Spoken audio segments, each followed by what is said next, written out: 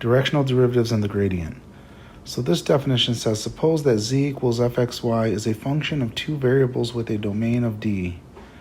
Let a, b, and d, and define u to be cosine theta I plus sine theta j. Then the directional derivative of f in the direction of u is given by this limit, provided the limit exists. So the big idea here when we're talking about this idea of directional derivative, since this is a three-dimensional surface, the directional derivative is calculated in a two-dimensional space. So if you think about the direction of the positive x here, when we think of theta in polar, that's where we start at. So this idea doesn't change here. It's just a slight extension of it, because this vector here is still is parallel to x and actually goes in the same direction of it as positive x. And that's how theta is measured. It's measured from there. So if we were in this direction here, then you can see that I would go almost all the way around for my theta, and that would be pointing into the fourth octant. So that's kind of the idea of what we're dealing with here as far as how the angle goes and the direction. So now what happens is this vector is created here and then projected up to the surface. And you think of it actually traveling on that surface. And that's kind of what we do on this Earth. It's like when we look at the map is two-dimensional, but yet we're still traveling in a three-dimensional space. So sometimes we'll go up a hill, down a hill, but the direction is still the same two-dimensionally. So that's how it's thought of with this directional derivative. And this directional derivative is just going to give us some quantity. And that quantity could be a negative, a positive number. So if it's negative, that means we're probably going downward on the surface. If it's positive, we're probably going upward on the surface. Actually, we are going upward on the surface. So that's the idea. And now we're going to talk about the way we compute it. It's going to take a little time to get to. The other theorem that we have here says, let z equal fxy be a function of two variables, x and y, and assume that fx and fy exist. Then the directional derivative of f in the direction of u equaling cosine theta I plus sine theta j is given by these partial derivatives times cosine and sine. And furthermore, we're going to just develop the directional derivative computation we actually do. So the next definition says this. It says let z equal fxy be a function of x and y, such that f of x and f of y exist. The vector del fxy is called the gradient of f and is defined as the del of fxy equals fxyi plus fyxyj, and the gradient is also known as the grade of f.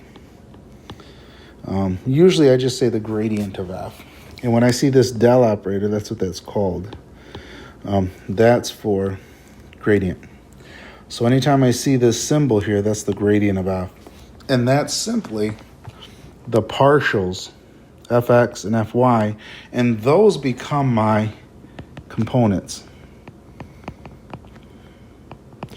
So in short, this is what we're thinking about when we think of gradient. Now comes the next definition. Here it is. This here is called the gradient. And that would be right here. And the gradient, the important role of the gradient is it points in the direction of steepest ascent. So where I'm increasing the most, that at any point, that direction is called the gradient. And if you look down here, it says most rapid increase in f. So if I look at this picture here and I pick this point like he did here, it's going to point straight outward and up because that's the fastest increase. And just the same, notice this, it says negative gradient. That's going to be the fastest descent. So that's how that works. So that's what one of the things the gradient does for us. Excuse me. So let's tackle the problem. So take a look at this one. It says find the gradient of fxyz at p and in the direction of u, and here's my u here. So first I need my gradient. So the gradient of f is equal to fx, fy, fz.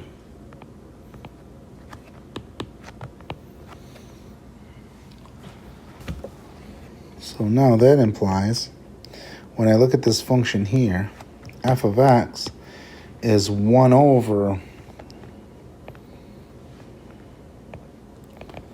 all that business there and times 2x. So it'll be 2x over x squared plus 2y squared plus 3z squared. And that's my first one. And then my fy is going to be 4y over x squared plus 2y squared plus 3z squared. And then our z then is going to be 6z to the first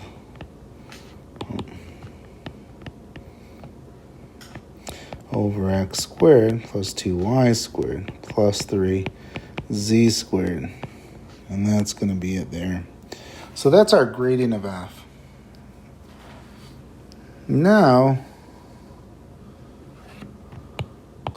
this problem is is badly worded here. So in a sense, I don't have a u. I'm just finding the gradient of fxyz at point 214. So what I'm going to do here is now I'm going to just plug in my 214. Here's my x, here's my y, and there's my z. So we're just going to plug all that in now. And then from here, I'm just going to simplify further to get the final answer. I just plugged in the 2, 1, and 4 for x, y, and z respectively. So then this is going to give me 4 over, and this is going to be 16, 48, 52, 54. So 4 over 54. That's going to be max value. And then the next one's going to be 4 over, and that's going to be 54.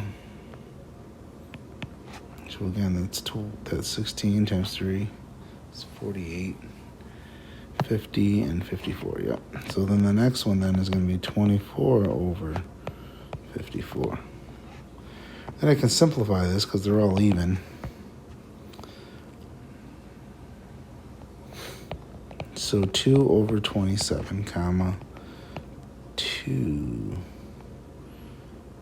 over 27, comma, 12 over 27. Oops, I can do a 6 out of both those. So that's going to be 4 over 9. So there's our answer. That's our gradient. Now the thing is, the gradient points in steepest ascent, so I can't have a direction on that. It just doesn't make any sense. So if I was on that 4-dimensional surface, I would be pointing in these 3 dimensions with an x, y, and z in that direction to be traveling the steepest ascent. And that's what that would mean here with this gradient. So that's our answer.